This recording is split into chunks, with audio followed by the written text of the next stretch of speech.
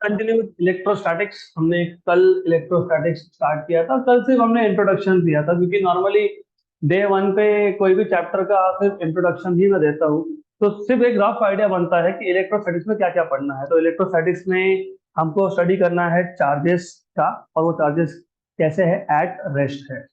और जब charges at rest होते हैं तो उनमें फोर्स होता है, उसका स्टडी करना है। वो अपने सराउंडिंग के रीजन में इलेक्ट्रिक फील्ड डेवलप करते हैं, उसका स्टडी करना है, and so on so fourth. हमने कल स्टार्ट किया था basic properties of electric charges से। अभी डिटेल में तुम रिवाइज करेंगे नहीं, सिर्फ पता होने के लिए। हम लोगों ने सबसे पहले देखा था एडिटिव नेचर ऑफ चार्जेस, फिर हमने देखा था दूसरा क्वांटाइजेशन ऑफ चार्जेस, फिर हमने देखा था तीसरा कॉन्जर्वेशन ऑफ चार्जेस, और हमने लास्टली देखा था फोर्स बिटवीन द चार्जेस। तो फोर्स बिटवीन चार्जेस, तो हम लोग फोर्स बिटवीन टू चार्जेस से रिवीजन स्टार्ट करेंगे हमारा।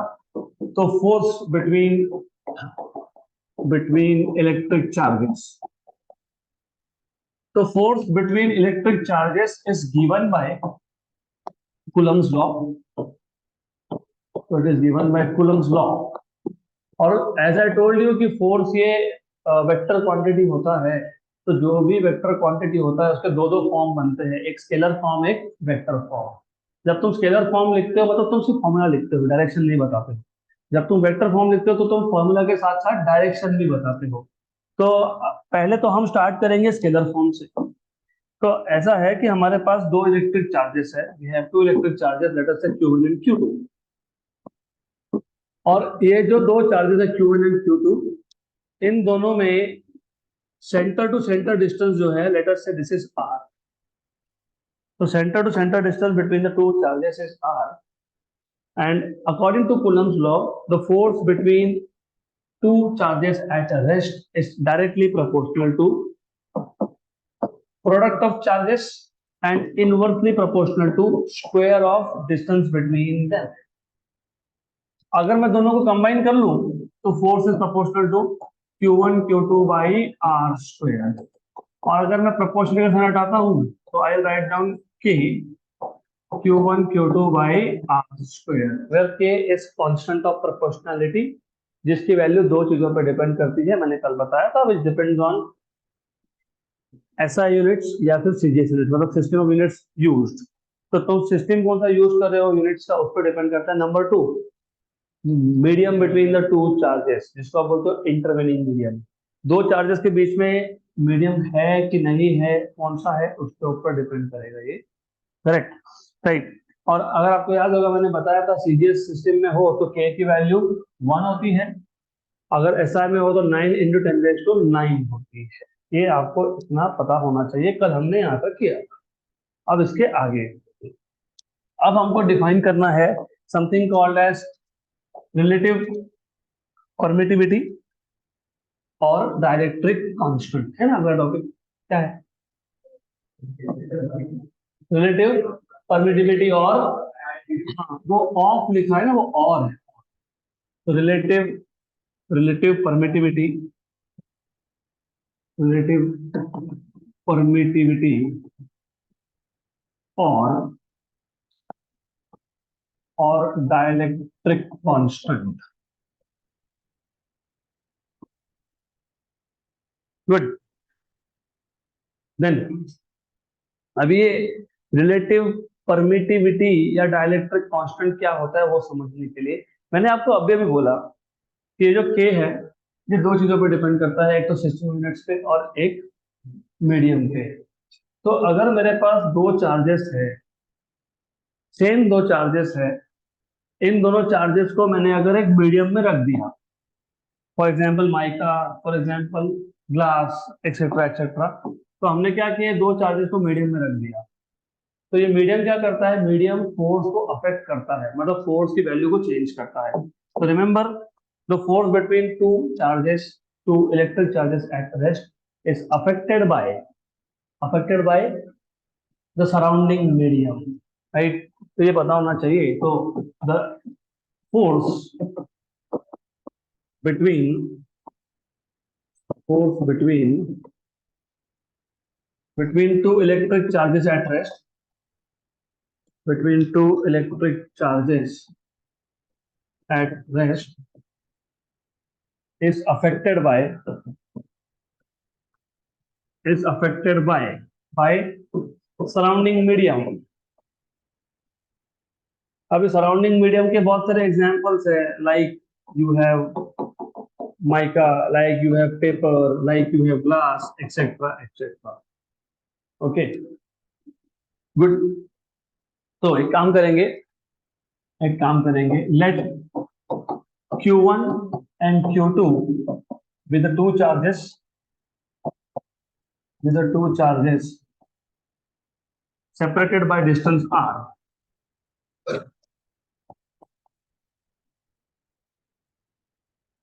Separated by distance r. और जो सराउंडिंग मीडियम है, अब देखो एक चीज और भी तुमको पता होना चाहिए. दो चार्जेस सराउंडिंग में एयर हो सकता है, दो चार्जेस सराउंडिंग में वाटर हो सकता है, दो चार्जेस सराउंडिंग में ग्लास हो सकता है, दो चार्जेस सराउंडिंग में माइका, ये भी हो सकता है. हाँ, लेकिन फिर कौन सा एग्जैक्टली सराउंडिंग में कौन सा मीडियम है, कौन सा मटेरियल है, इसके लिए हम लोग एक पैरामीटर डिफाइन करते हैं जिसको हम लोग बोलते हैं एब्सोल्यूट परमिटिविटी ऑफ मीडियम. क्या बोलते हैं उसको? Absolute permittivity of medium. क्या बोलते हैं उसको? Absolute permittivity of medium. तो एक काम करेंगे, ये जो एब्सोल्यूट परमिटिविटी है इसको डिनोट करता है एप्सिलॉन से. ये ई नहीं है, दिस इज एप्सिलॉन. तो let epsilon be the absolute permittivity of the medium. तो जिस मीडियम में दोनों चार्जेस रखे गए हैं उस मीडियम का, अभी मीडियम कौन सा तो कौन बताएगा? ई का वैल्यू बताएगा, मतलब एप्सिलॉन का वैल्यू बताएगा. अगर एप्सिलॉन का वैल्यू 1 है तो वो होता है वैक्यूम या फिर एयर, बराबर. तो वो देखेंगे बाद में, लेकिन वो बाद में देखेंगे वैल्यूज का. लेकिन आपको ये पता होना चाहिए कि ये एप्सिलॉन क्या बताता है? It tells you what is in the surrounding medium, right. So let E be the absolute permittivity of the medium. So the force between the two charges is, therefore the force between two charges is, क्या था force between two charges? F equal to क्या था? अभी तो लिखा K Q1 Q2 by R square. तो Q1 Q2 by R square, और जो K है K वो आता है 1/4 पाई एप्सिलॉन. एप्सिलॉन जीरो नहीं, एप्सिलॉन जीरो क्यों आता है मैं बाद में बताता हूँ. तुमने फिलहाल अभी क्या बोला? अभी तुमने बोला कि ये जो दो चार्जेस है उसके सराउंडिंग में मीडियम है और मीडियम का परमिटिविटी क्या है? एप्सिलॉन. तो ये जो दो चार्जेस थे इसके सराउंडिंग में जो भी मीडियम है, इस मीडियम का परमिटिविटी क्या है? एप्सिलॉन. तो फिर फोर्स क्या होगा? 1/4 पाई एप्सिलॉन, राइट. और ये फोर्स कब है? जब सराउंडिंग में कोई मीडियम है. तो this is a force between two charges when there is some medium in the surrounding, मतलब एयर या वैक्यूम छोड़ के बात कर रहा हूँ, बराबर. पक्का? कब? When there is medium. Clear? अब अगर इमेजिन हमारे पास वही दो चार्जेस है, उसी डिस्टेंस पे है, सिर्फ सराउंडिंग में वैक्यूम है. So if the two charges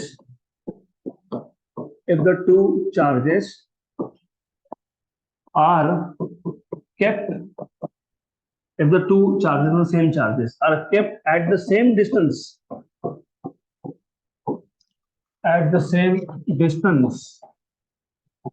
in vacuum, then उस केस में force between the two charges in vacuum is given by 1/4 pi epsilon 0 Q1 Q2 by R square. तो एप्सिलॉन 0 कब लिखते हो? जब सराउंडिंग में क्या हो? वैक्यूम हो या फिर एयर हो. और ये जो एप्सिलॉन 0 होता है ना, इसका वैल्यू होता है 8.85 × 10⁻², राइट. -11 की -12 हम लोग बाद में कंफर्म कर लेंगे, लेकिन सिर्फ इतना बताना चाहिए 8.85 × 10⁻⁻, ऐसा आता है वो. गुड. देन ये आता है force between the two same charges at the same distance, but दोनों में कोई भी मीडियम नहीं है, वैक्यूम। तो देखो चार्जेस सेम थे, पहले भी वही दो चार्जेस थे, अभी भी वही दो चार्जेस है। पहले भी डिस्टेंस आर था, अभी भी डिस्टेंस आर है। पहले सराउंडिंग में मीडियम था तो फोर्स अलग था, अब वैक्यूम है तो फोर्स अलग है। आगे ध्यान में, पक्का। अब अगर मैं इन दोनों को डिवाइड कर देता हूँ, तो force in vacuum upon force in medium ऐसा कर लेता हूँ, तो 1/4 pi epsilon 0 Q1 Q2 by r² upon 1/4 pi epsilon Q1 Q2 by r²। तो 4 पाई Q1 Q2 r² cancel. Denominator का डिनोमिनेटर कहाँ जाता है, न्यूमरेटर में। तो क्या आ गया, एप्सिलॉन अपॉन एप्सिलॉन 0। मतलब ये permittivity, absolute permittivity of medium upon permittivity of free space. इस रेशो को आप बोलते हो रिलेटिव परमिटिविटी। क्या बोलते हैं, relative permittivity. So this ratio कौन सा रेशो, epsilon upon epsilon 0 is known as relative relative permittivity. हम डिफाइन भी करेंगे अभी, रिलेटिव परमिटिविटी और डाइलेक्ट्रिक कांस्टेंट, और डाइलेक्ट्रिक कांस्टेंट। तो जो रिलेटिव परमिटिविटी है ना, इसको डिनोट करते हो एप्सिलॉन आर से। डाइलेक्ट्रिक कांस्टेंट बोलोगे, डिनोट करोगे स्मॉल के से। अभी यहाँ पे होता है कंफ्यूजन, ये स्मॉल के डाइलेक्ट्रिक कांस्टेंट है, और वहां पे वो कैपिटल के वो कांस्टेंट ऑफ प्रोपोर्शनैलिटी था। तो वो कैपिटल के अलग चीज है, ये स्मॉल के अलग है, बराबर, करेक्ट। तो हमने क्या किया, हमने दो चार्जेस लिए, पहले दोनों को मीडियम में रखा, फोर्स कैलकुलेट कर लिया। कितना है force, 1/4 pi epsilon Q1 Q2 by r²। 1/4 pi epsilon और उसी दो चार्जेस को सेम डिस्टेंस पे वैक्यूम में रखा, तो क्या आया, 1/4 pi epsilon 0 Q1 Q2 by r²। फिर ये वैक्यूम का फोर्स और मीडियम में जो रखा तब का फोर्स क्या कर दिया, डिवाइड कर दिया। तो F vacuum upon F medium क्या बन गया, एप्सिलॉन अपॉन एप्सिलॉन 0। इसको क्या बोल दिया, रेशो को रिलेटिव परमिटिविटी या फिर डाइलेक्ट्रिक कांस्टेंट। Very good. तो अभी डिफाइन भी कर लेते हैं, तो कैसे डिफाइन करोगे, रिलेटिव परमिटिविटी और dielectric constant can be defined as, दो तरीके हैं। तो रिलेटिव परमिटिविटी और dielectric constant can be defined as the ratio of, दो टाइप से डिफाइन कर सकते हैं, the ratio of. Number one, ratio of, किसका ratio, absolute permittivity of the medium to that of permittivity of free space। absolute permittivity of the medium to that of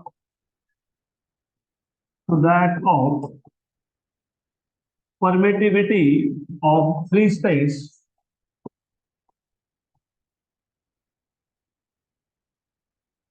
और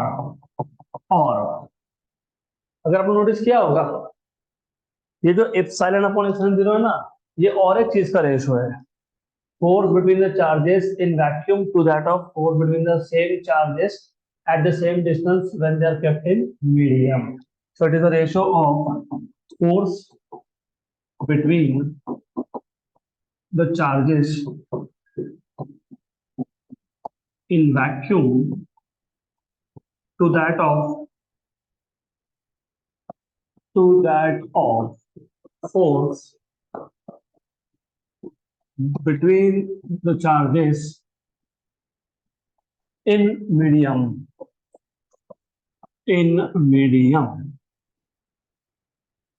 good. तो दो तरीके से डिफाइन हो सकता है ये, कौन, रिलेटिव परमिटिविटी या फिर डाइलेक्ट्रिक कांस्टेंट। एक तो ratio of epsilon by epsilon zero, मतलब ratio of absolute permittivity of the medium to that of permittivity of free space, या फिर the ratio of force in vacuum to that of force in medium. अब ये हमको क्यों करना है ये भी इम्पोर्टेंट है। देखो, थोड़ा सा तुम लोग में भी शायद फिजिक्स डिफिकल्ट लगेगा, लगता होगा, तो उसका रीजन है। रीजन है कि तुम जब पढ़ते हो तो तुम सोचते नहीं हो उसके बारे में। अभी मैंने बता दिया कि डिवाइड कर लिया, फिर इसको ये बोल दिया वो बोल दिया, क्यों? तो मेन क्वेश्चन ही है कि क्यों ऐसा, क्यों हम लोग ये सब कर रहे हैं। तो थोड़ा सा डाइवर्ट होंगे टॉपिक से, फिर वापस टॉपिक पे आएंगे। देखो, यूनिवर्स में ना चार फंडामेंटल फोर्सेस है, जिसको आप बोलते हो four fundamental forces of nature. सबसे पहला है ग्रेविटेशन, फिर है इलेक्ट्रोमैग्नेटिक। इलेक्ट्रोमैग्नेटिक में इलेक्ट्रोस्टैटिक हम जो सीख रहे हैं वो। इलेक्ट्रोमैग्नेटिक में एक पार्ट है इलेक्ट्रोस्टैटिक का जो देख रहे हो वो, बाकी मैग्नेटिक बाद में देख लेंगे हम लोग। एक है स्ट्रॉन्ग न्यूक्लियर फोर्स, एक है वीक न्यूक्लियर फोर्स। तो टोटल चार ही फोर्सेस है, फंडामेंटल बात कर रहा हूँ, बेसिक फोर्सेस ऑफ नेचर। बराबर, करेक्ट। अब अब चारों फोर्सेस में क्या सेम है और क्या डिफरेंट है, क्या सिमिलरिटी है और क्या डिफरेंसेस है, ये तुमको समझना पड़ेगा। आगे तो लगने ही वाला है, अगले चैप्टर में, उसके अगले चैप्टर में सब लगने वाला है ये। तो देखो, ग्रेविटेशन ना, ग्रेविटेशन दो मासेस के बीच में होता है, जैसे अर्थ एंड मून, जैसे अर्थ एंड सन। और इलेक्ट्रोस्टैटिक दो चार्जेस के बीच में होता है, जैसे proton and electron, electron and electron. Gravitational force कभी भी नेगेटिव, मतलब कभी भी रिपल्सिव नहीं होता है। तुम सुना है क्या, अर्थ ने मून को रिपेल कर दिया? तो gravitational force is never repulsive, it is always attractive. But electrostatic force can be attractive or it can be repulsive, depends on the sign of charges। अगर like charges है, दोनों सेम है, positive positive तो repulsion, नहीं तो फिर attraction. तीसरा, gravitational force में ना दो मासेस के बीच में मीडियम है नहीं है, कौन सा मीडियम है, कोई फर्क नहीं पड़ता। द फोर्स बिटवीन, चालू है ना? Okay. The force between the two masses is independent of the intervening medium।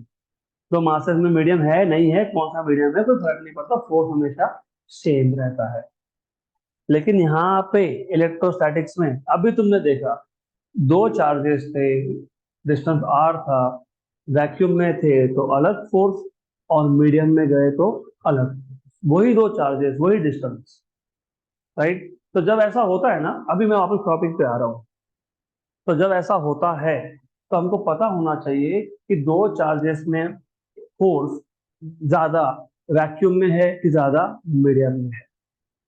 फिर अगर हमको ये पता लग गया तो हमको ये भी पता होना चाहिए कि अगर मैं एक, मतलब वैक्यूम से एक मीडियम में चार्जेस को रख रहा हूँ, तो फोर्स कितने से चेंज हो रहा है, बढ़ रहा है तो कितने से बढ़ रहा है, कम हो रहा है तो कितने से कम हो रहा है, राइट? तो हमारा इंटेंशन किसी को डिफाइन करना नहीं था।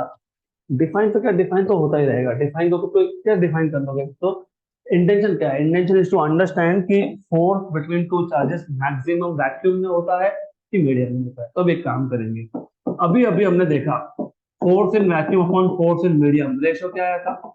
Epsilon upon epsilon upon epsilon not. इसको तुमने दो नाम दे दिए, क्या बोल दिया? एक तो बोल दिया रिलेटिव परमिटिविटी, या फिर इसको बोल दिया तुमने डाइलेक्ट्रिक कांस्टेंट, करेक्ट? यहां से तुम ऐसा लिख सकते हो, ये फोर्स इन मीडियम को मैं राइट हैंड साइड में लाता हूँ, है ना, और ये के को वहां लेके जाता हूँ, तो क्या हो गया? Force in medium equal to force in vacuum upon K. K की वैल्यू, फॉर एग्जाम्पल वाटर लेता हूँ अगर मैं, पानी, तो पानी के लिए डाइलेक्ट्रिक कांस्टेंट, अच्छा नहीं है, छोड़ो। तो पानी के लिए डाइलेक्ट्रिक कांस्टेंट की वैल्यू होती है 80। कितनी होती है? 80। तो फॉर वाटर वैल्यू ऑफ के इज 80, मतलब फोर्स इन मीडियम, कौन सा मीडियम? वाटर। क्योंकि मैंने दो चार्जेस पहले वैक्यूम में रखे थे, अभी किस में रख दिए मैंने? वाटर में। तो फोर्स इन मीडियम, मीडियम मतलब कौन है यहाँ पे, वाटर है। तो force between the two charges in water equal to force in vacuum upon eighty. तो बताओ दो चार्जेस में फोर्स मैक्सिमम वैक्यूम में होगा कि वाटर में होगा, वैक्यूम में, क्योंकि force between the same charges in water is force in vacuum by 80। मतलब एग्जांपल बताता हूँ एक, अगर मेरे पास दो चार्जेस थे, दोनों में फोर्स था 800 न्यूटन का, 800 न्यूटन का। अभी से तुमने क्या किया, वो जो दो चार्जेस थे ना, जहां वो रखे थे वहां पानी भर दिया, तो अभी कितना होगा, 800/80 मतलब कितना हो जाएगा, 10। 10, 800 से सीधा 10, मतलब बाई 80 चेंज हो गया। तो force between two charges is maximum when they are kept in vacuum. और उसका एक रीजन ये भी है कि कोई भी मीडियम हो, वाटर हो या कोई भी हो, डाइलेक्ट्रिक कांस्टेंट की वैल्यू कभी भी वन से छोटी नहीं होती, सिर्फ एयर की वन होती है, बाकी किसी की भी वन से बड़ी होती है। Which means which means therefore force between two charges, between two charges is always किसमें ज्यादा होता है, ग्रेटर इन वैक्यूम। तो हमारा प्राइमरी इंटेंशन था ये समझना, कि हमको समझ में आ गया, बाकी सब थ्योरी में दिया हुआ है आपको, क्लियर, राइट। इसके बाद क्या है, डेफिनेशन ऑफ वन कूलम होगा, है ना। हाँ, डेफिनेशन ऑफ वन कूलम मतलब यूनिट चार्ज। हम्म, तो definition of unit charge from Coulomb's law, मतलब डेफिनेशन ऑफ वन कूलम। तो definition of unit charge from Coulomb's law, definition of unit charge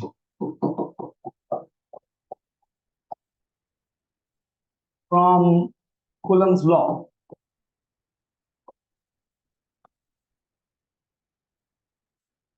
देखो अब तक तो हम बोल रहे थे, हमने कल भी देखा था, हमने कल क्या देखा था, अगर आपको याद होगा, हमने कल बोला था कि smallest charge is 1.6 into 10⁻⁹ coulomb, which is charge on electron और चार्ज ऑन प्रोटॉन। लेकिन फिर मेरा क्वेश्चन ये है कि व्हाट इज वन कूलम, क्योंकि अगर मैं तुमको पूछता हूँ 1 मीटर कितना, तो तुम बोलोगे 100 सेंटीमीटर, फिर मैं पूछूंगा बताओ 1 सेंटीमीटर कितना, फिर तुम बोलोगे what is centimetre two millimetre conversion, 1 centimetre is 10 millimetre ना, तो मैं पूछूंगा बताओ मिलीमीटर कितना। तो ultimately the question is, when I से हाउ मच इज 1 मीटर, तुम बोलोगे 1 सेंटीमीटर या 100 सेंटीमीटर, या फिर मैंने पूछ लिया व्हाट इज 1 सेंटीमीटर, तुम बोलोगे 10⁻⁻²मीटर। देखिए फिर मीटर मतलब क्या। तो अल्टीमेटली जैसे फॉर एग्जाम्पल आप बोलते हो mass is measured in kilogram, तो बताओ 1 किलोग्राम मतलब क्या, नहीं ग्राम में मत कन्वर्ट करना, क्वेश्चन का मतलब नहीं समझ रहे हो तुम। क्वेश्चन का मतलब ये है कि तुमने 1 किलोग्राम डिफाइन कैसे किया, क्वेश्चन का मतलब ये है कि तुमने 1 मीटर डिफाइन कैसे किया। यहाँ पे क्वेश्चन ये है कि तुमने 1 कूलम डिफाइन कैसे किया। तो 1 कूलम डिफाइन करने के लिए हम लोग कूलम्स लॉ का यूज करते हैं, इसके लिए तो 1 कूलम बोलते हैं ना। अभी देखो, सपोज मेरे पास दो चार्जेस है, थोड़ा जागो जागो, इतना बोर नहीं होना होता फिजिक्स में। आई अंडरस्टैंड, सुबह जल्दी उठते हो, फिर कॉलेज जाते हो, फिर वापस थक हार के घर पे जाते हो, फिर खाना खाते हो, फिर वापस भाग के आते हो, फिर वापस केमिस्ट्री, फिर मैथ्स, फिर फिजिक्स। अनफॉर्चुनेटली फिजिक्स तो आखिरी में आ गया, तो जाने की ज्यादा घाई होती है, जिसका बायो है कभी और बेचारे बायो पे जाएंगे। आई अंडरस्टैंड, हाँ। जैसे तुम्हारी हालत है ना, इससे कई गुना खराब मेरी हालत थी 11th 12th। अभी तो हमने कम से कम सिक्वेंशियली कर लिया, एक के बाद दूसरे का तीसरे का चौथा। हमारे टाइम पे तो कॉलेज में भी ट्यूशन कंपलसरी थे, जिसको कोचिंग बोलते थे वो। सुबह 6:30 से 8:30 बुलाते थे, फिर हम लोग घर पे जाते थे साइकिल पे, तब तो ये ब्रिज भी नहीं था यहाँ का, घूमते आना पड़ता था।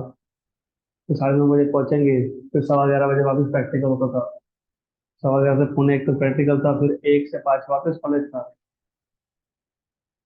फिर पौने 6 बजे वापस क्लास होता था, तो अभी पौने 5 से पौने 6 घर पे जाओ आओ, फिर पौने 6 से पौने 7, 8, 7 से 8, सवा 8 से सवा 9 चलते जाओ। तो I totally understand, I cannot blame you, I understand. तो थके होंगे, रिलैक्स होकर बैठो आराम से, कोई चिंता नहीं, सिर्फ सिर्फ बड़बड़ नहीं करना क्लास में, भाई एकदम रिलैक्स। ठीक है, चलो आ जाते हैं पॉइंट पे। फिर पॉइंट ये है, तो वन कूलम मतलब कितना, और नाम में ये वन कूलम तो कूलम का यूज किया है। तो हमारे पास दो चार्जेस है, Q1 और Q2, डिस्टेंस इज R। तुमको तो पता ही होगा, फोर्स इज 1/4πε0, क्योंकि मैंने अभी बोला कि यहाँ पे वैक्यूम है, इसके लिए ε0। अगर मैं बोलता कि कोई मीडियम है तो एप्सिलॉन। और वेल बाय द वे, ये एप्सिलॉन को तुम और इस तरीके से लिख सकते हो, तुमने अगर नोटिस किया होगा ही, किया है। What is F vacuum by F medium? Epsilon upon epsilon zero. तो ये जो है ना, इसको मैं एप्सिलॉन अपॉन एप्सिलॉन जीरो लिख सकता, हो गया इक्वल टू क्या आ गया, के, है ना। तो मुझे बताओ एप्सिलॉन क्या है, एप्सिलॉन जीरो के। तो नॉर्मली तुम इसको ऐसा लिखते हो, 1/4πε0 के। अगर वाटर है तो के की वैल्यू कितनी है, 18। अगर एयर या वैक्यूम है तो, इसलिए लिखते नहीं है, क्योंकि वो वन होता है इसलिए लिखते नहीं है। लेकिन रियलिटी में ये फॉर्मूला हमेशा ऐसा होता है, सिर्फ वैक्यूम है या एयर है तो के की वैल्यू वन है। तो चलो मान ही लेते हैं ना कि के की वैल्यू वन है, क्योंकि एयर या वैक्यूम है। तो what is the force between two charges, 1/4πε0 Q1 Q2 by r square. अब अगर मैं ऐसा मान लूं, देखो वापस से अच्छे से समझ लो, हमको वन कूलम मतलब कितना डिफाइन करना था, क्योंकि बोला है डेफिनेशन ऑफ यूनिट चार्ज। मैंने उल्टा किया, मुझे डिफाइन करना था चार्ज कितना, मैंने मान लिया चार्ज वन कूलम। तो मैंने मान लिया कि चार्ज वन कूलम है, मुझे डिफाइन करना था वन कूलम कितना, मैं उल्टा कर रहा हूँ। मैं बोल रहा हूँ अच्छा वन कूलम डिफाइन करना है, तो पहले एक काम करो ना, चार्ज वन कूलम लेके देख लो, बाद में डिफाइन करेंगे। और आर की वैल्यू कितनी, 1 मीटर। हाँ, तो डिस्टेंस कितना लिया मैंने, 1 मीटर का। चार्जेस कितने लिए, वन कूलम का। तो फोर्स कितना हो गया, कितना हो गया, 1/4πε0, 1 × 1/1, मतलब 1/4πε0। और अगर मैं एप्सिलॉन जीरो की वैल्यू सब्स्टिट्यूट करता हूँ और सॉल्व करता हूँ, तो मुझे मिलता है 9 × 10⁻⁹ मीटर, बराबर।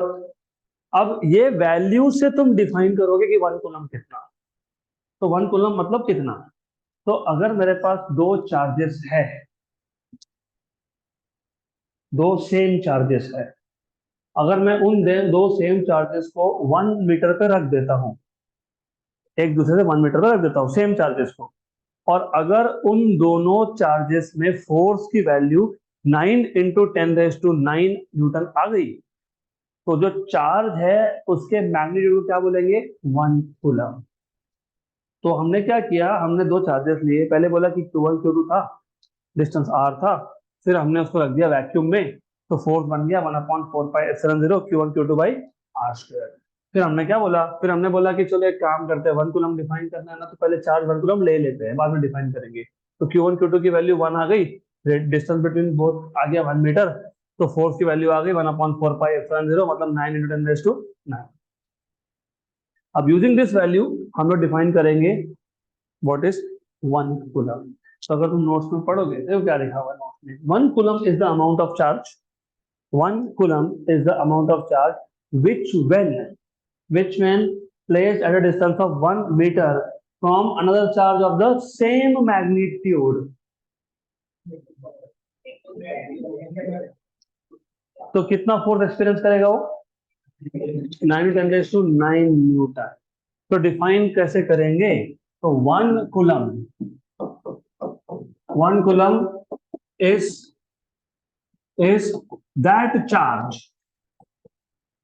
is that charge, which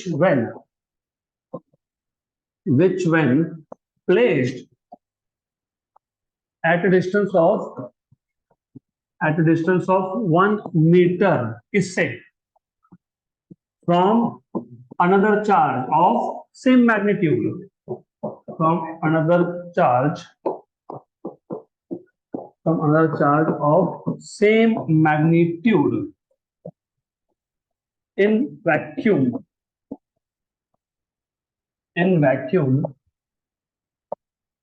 experiences a force,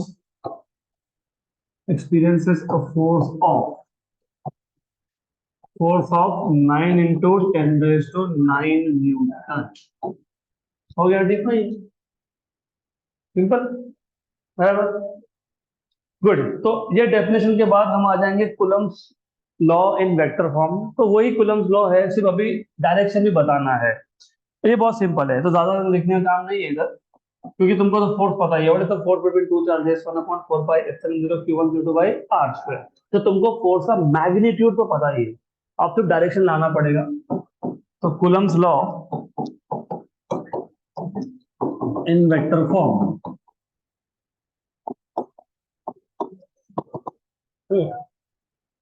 अरे एक्शन को रिएक्शन भी होता है, every action is equal but opposite reaction.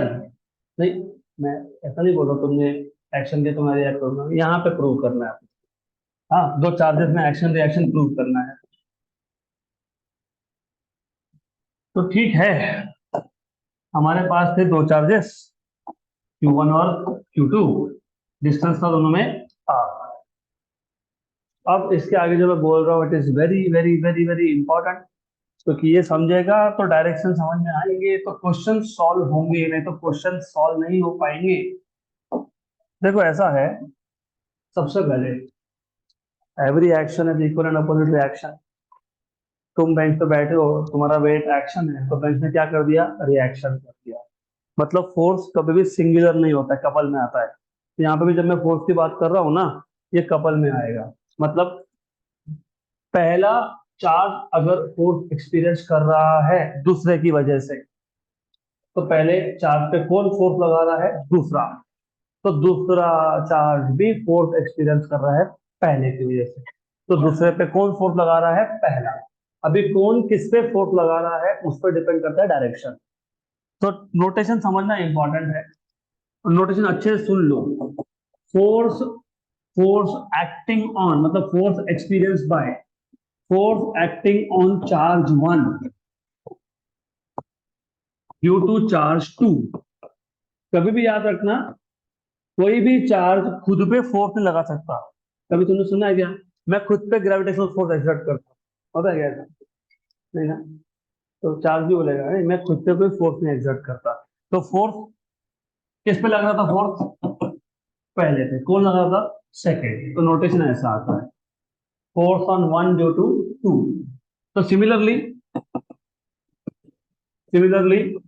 Force on charge 2 due to charge 1, कैसे लिखोगे, फोर्स ऑन 2 ड्यू टू 1।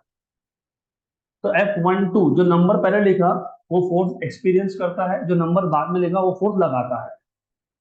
तो F12 मतलब फोर्स कौन एक्सपीरियंस कर रहा है, पहला, और एक्सर्ट कौन कर रहा है, दूसरा। और F21 मतलब फोर्स कौन एक्सपीरियंस कर रहा है, दूसरा, और लगा कौन रहा है, पहला।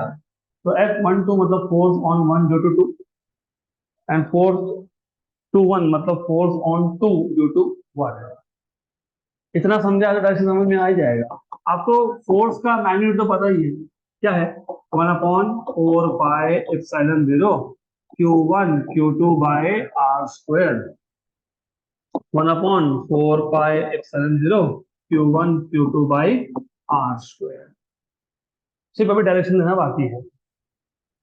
देखो ये Q1 और ये Q2 दोनों से पॉजिटिव, तो पॉजिटिव में फोर्सेस रिपल्सिव होते हैं कि अट्रैक्टिव हुई,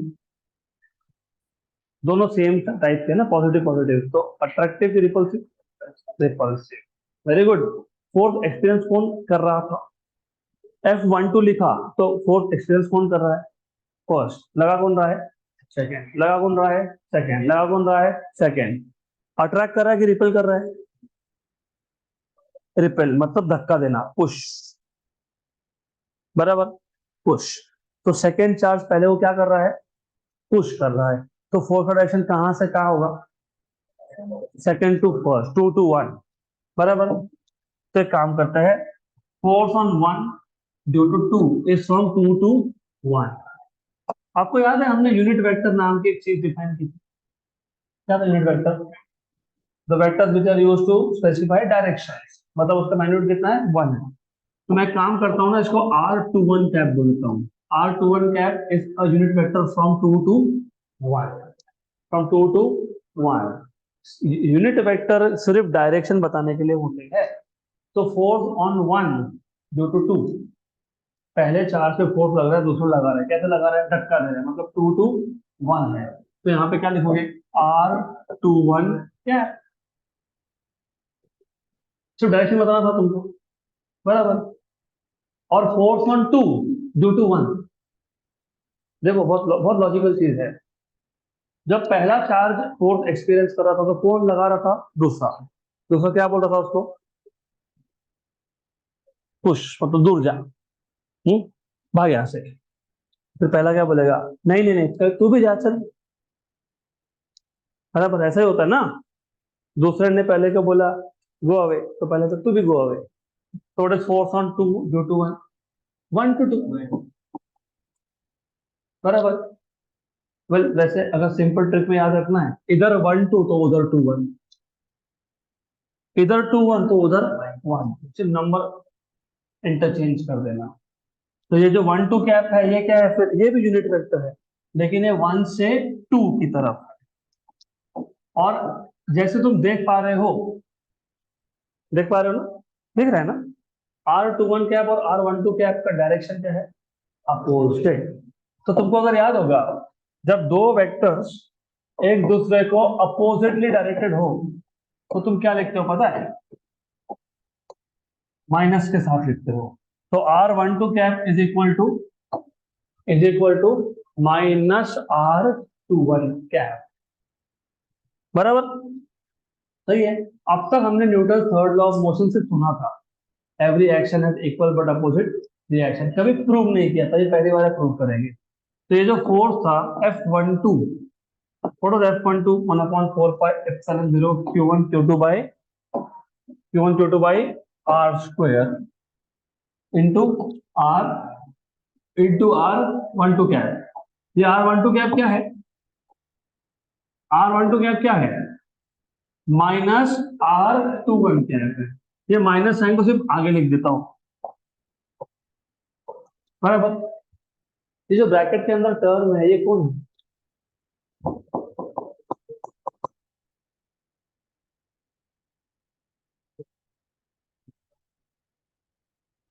F12 बार। तो what is F21 bar, minus F12 बार। इसका मतलब पता है क्या होता है, अगर मैं लिखता हूं A bar equal to B bar, इसका मतलब पता है क्या होता है, दोनों वेक्टर्स का मैग्नीट्यूड डायरेक्शन सेम है। अगर मैं लिखता हूँ A bar equal to minus B bar, तो मैग्नीट्यूड सेम है लेकिन डायरेक्शन, तो मुझे बताओ इसका मतलब क्या हो गया, magnitude same but direction is opposite. तो अगर अगर एक चार्ज ने दूसरे चार्ज पर फोर्स एक्सपीरियंस किया, एक्सर्ट किया, तो दूसरा चार्ज भी पहले पे क्या करेगा, फोर्स एक्सर्ट करेगा, of the same magnitude but opposite direction. तो जो एक चार्ज ने दूसरे चार्ज पे फोर्स एक्सर्ट किया था वो एक्शन था, और जो दूसरा चार्ज पहले में कर रहा है वो रिएक्शन है।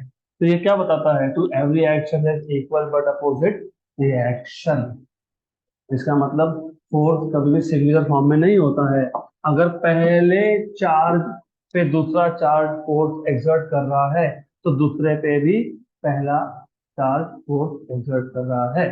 जैसे तुम बेंच पे बैठे हो तो तुम्हारा वेट एक्शन है, तो बेंच भी तुम पे फोर्स लगा रहा है, जिसको बोलते हैं रिएक्शन होता है उल्टा, तुम्हारा वेट नीचे है और रिएक्शन ऊपर है। क्लियर है सर, पक्का पक्का।